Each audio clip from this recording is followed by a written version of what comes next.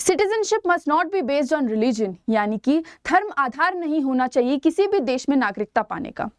अगर आप इसी स्टेटमेंट को काफी ज्यादा गौर से पढ़ें, समझें और देखें पास से रिलेट करके, तो आप देखेंगे कि 2019 में जो सिटीजनशिप अमेंडमेंट एक्ट आया था उसमें बेसिकली एक पर्टिकुलर माइनॉरिटी सेक्शंस जो कि मुस्लिम्स का है, उनको ये जो राइट है नागरिकता का वो नहीं दिया गया after certain demarcations. Citizenship amendment act के अंतर्गत जो हम अभी आगे पढ़ेंगे थोड़ा सा ब्रीफली, उसमें सिर्फ मुस्लिम्स का एक सेक्शन है जो कि नेबरिंग कंट्रीज से आता है, उनको ये राइट डिनाई कर दिया गया है due to their specific religion and belief. जिसके चलते टाइम्स अल जबरा ने अभी एक ट्वीट किया है जिसमें USCIRF का एक स्टेटमेंट है जिसमें उन्होंने क्लियरली बोला है कि इंडिया को जो है वो कोई राइट नहीं है सिटीजनशिप किसी से भी छीनने का, and they should not deny the citizenship on the basis of religion और बिलीफ, यानी कि धर्म या किसी भी विश्वास को प्रैक्टिस करने के लिए नागरिकता नहीं छीननी चाहिए। USCIRF चीफ ने ये भी बोला कि CAA जो है, जो अभी 2019 में पास हुआ, 1955 का जो एक्ट था उसको अमेंड करके उनको इंक्लूड करना चाहिए रोहिंग्या मुस्लिम्स को, बांग्लादेशी मुस्लिम्स को, अहमदिया मुस्लिम्स को जो पाकिस्तान के हैं, और हजारा शिया को जो कि अफगानिस्तान के हैं, क्योंकि इस पर्टिकुलर बेसिस पे राइट्स डिनाई करना एक ठीक बात नहीं है। आप लोगों का बहुत बहुत स्वागत है लेट्स क्रैक UPSC CSE में। आज हम कॉम्प्रिहेंसिवली डिस्कस करने वाले हैं सिटीजनशिप अमेंडमेंट एक्ट और इस पर्टिकुलर न्यूज़ की रेलेवेंस, क्योंकि USCIRF एक ऐसी ऑर्गेनाइजेशन है जिसके बारे में आपको एज UPSC एस्पिरेंट्स पता होना चाहिए। तो अब बिना किसी देरी के इस सेशन की शुरुआत करते हैं और समझते हैं कि ये जो पूरी परिस्थिति है वो क्या है। जैसा कि मैंने ऑलरेडी स्टार्ट किया कि ये ट्वीट से ये पूरी वार्ता चालू हुई थी, पूरी बातचीत चालू हुई थी। काफ़ी सारे कमेंट्स हैं जो कि बोलते हैं क्या प्रोज हैं, क्या कॉन्स हैं, गवर्नमेंट को क्या करना चाहिए, क्या नहीं करना चाहिए। लेकिन मैं आपको बता दूं कि एक बहुत इंपॉर्टेंट चीज़ यहाँ पे नोटवर्दी है कि अभी कोई भी ऑफिशियल स्टेटमेंट जो है वो नहीं आया है। देयरफॉर इस पे किसी भी प्रकार की प्रतिक्रिया देना थोड़ा सा गलत हो जाएगा। आज लेट्स क्रैक UPSC CSE के माध्यम पे हम आपको यही बताने आए हैं कि जो ऑर्गेनाइजेशन है उसका काम क्या है एंड क्यों बेसिकली हम ये चर्चा कर रहे हैं। तो आपको इस सेशन के अंत तक बने रहना है और इस सेशन के खत्म होने के बाद आपको जो जो इंसाइट्स मिलती हैं आपको उससे रिलेट करके मुझे कमेंट सेक्शन में अपना व्यू पॉइंट बताना है कि एक्चुअल में इस पर्टिकुलर परिस्थिति में आपका क्या मानना है, और आप अगर सिविल सर्विसेज एस्पिरेंट होते या आप गवर्नमेंट का एक सिग्निफिकेंट पार्ट होते तो आप क्या करते। तो चलिए सेशन की शुरुआत करते हैं। तो अगर हम CAA के एक्सर्प्ट्स को ले, अगर हम CAA के बारे में समझें तो बेसिकली जो एक्ट है वो एक्सक्लूड करता है मुस्लिम्स को, जैसा कि यहाँ पे क्लियरली लिखा हुआ है।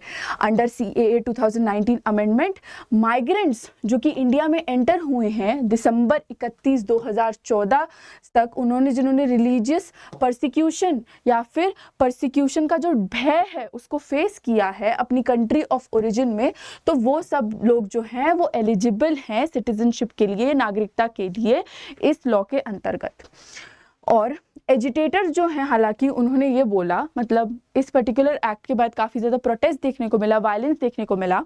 तो इस पर्टिकुलर प्रोटेस्ट ऑफ वायलेंस के जो सोर्स थे बेसिकली, उन लोगों ने बोला कि ये जो नया अमेंडमेंट है वो बेसिकली अगेंस्ट है मुस्लिम्स के और वायलेट करता है राइट टू इक्वालिटी, जो कि हमारी कॉन्स्टिट्यूशन का, हमारे संविधान का एक मौलिक अधिकार है, एक बहुत ही इम्पॉर्टेंट राइट है जिसको फिर कंसिडर करना काफ़ी ज़्यादा इम्पॉर्टेंट हो गया, क्योंकि इंटरनेशनल कोर्ट में देखें, ह्यूमन राइट्स के एस्पेक्ट में देखें तो काफ़ी ज़्यादा व्यू पॉइंट्स जो हैं वो आयरॉनिकली क्लैश भी कर रहे हैं इस पूरी सिचुएशन में। क्योंकि अगर आप देखें तो जितनी भी मुस्लिम मेजॉरिटी कंट्रीज़ हैं वो भी इस पे क्वेश्चन रेज कर रही हैं एवरी नाउ एंड देन कि what if someone wants to live here, what if किसी के रूट्स यहीं पर थे तो फालतू में कोई माइग्रेट क्यों करेगा।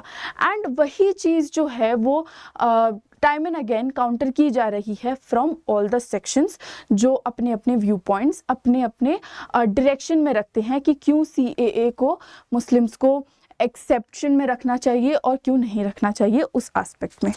हम काफ़ी सारे वायलेंट प्रोटेस्ट ऑलरेडी झेल चुके हैं and we do not promote all of this as such, क्योंकि हमारी कंट्री की जो हारमनी है वो अभी थोड़ी सी डिसरप्टेड ऑलरेडी है।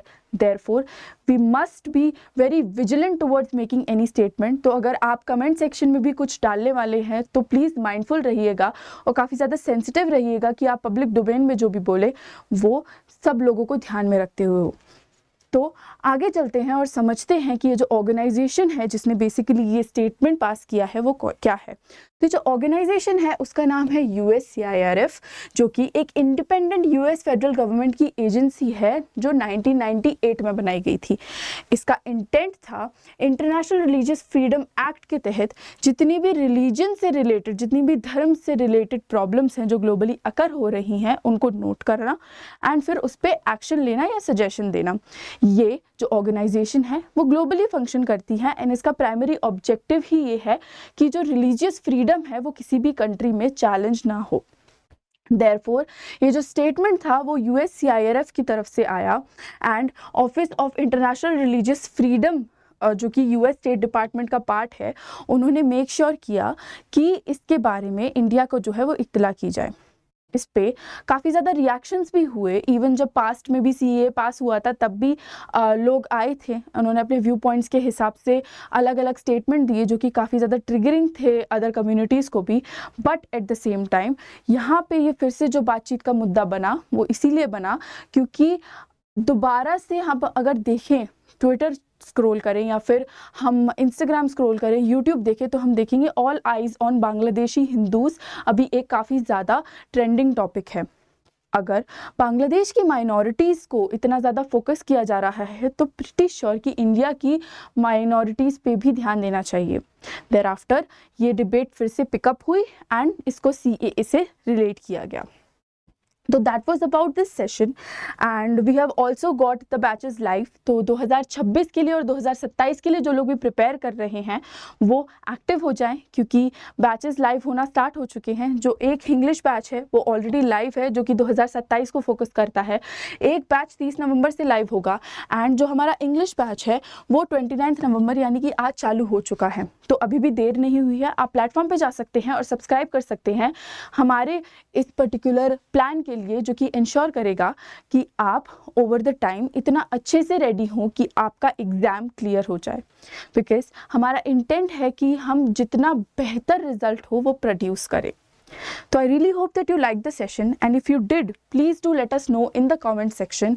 अगर अभी तक सब्सक्राइब नहीं किया है चैनल को तो प्लीज़ सब्सक्राइब करें on let's crack UPSC CSE and अगर सेशन अच्छा लगा हो तो प्लीज़ लाइक भी ज़रूर करें एंड जो भी आपका व्यू पॉइंट है वो हम तक पहुँचाने के लिए कमेंट सेक्शन का इस्तेमाल करें। Thank you so much for watching. With this is me Nandini, your UPSC educator for the day, signing off.